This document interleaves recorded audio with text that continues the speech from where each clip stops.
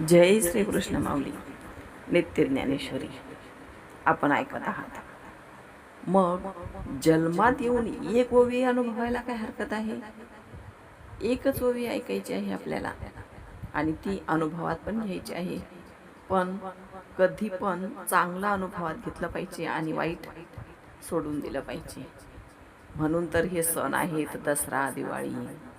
आणि आता तर दिवाळी आलेली आहे. फराळ खाता खाता पण ऐकू शकता हो आपण. आणि आज तर एकादशी ऐकलीच पाहिजे. हा कुंती भोज पाहे, येथ युद्धा म्हणू आला आहे. आणि पुरुजिता धीराये, हे सकळ देख.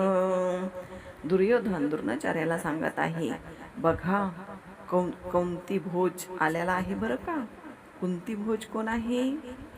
अहो, कुंती भोज कुंतीचे वडील का? मग कृष्णाची आत्या कुंती कशी?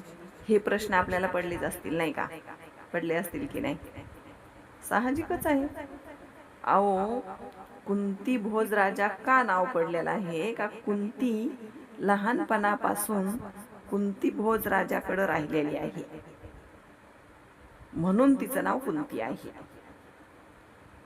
सुरसेनाची मुलगी, वसुदेवाची बहीणच, कृष्णाची आत्याच, पण ती कुंती भोज राजाकडं राहत होती, म्हणून तिचं नाव कुंती. म्हणून दुर्योधन द्रोणाचार्याला सांगत आहे, बघा बघा, अहो ते कुंती भोज राजा आलेले आहेत, पुरुजित मोठे, ते पण आलेत बरं का. म्हणून आता सावध राहा.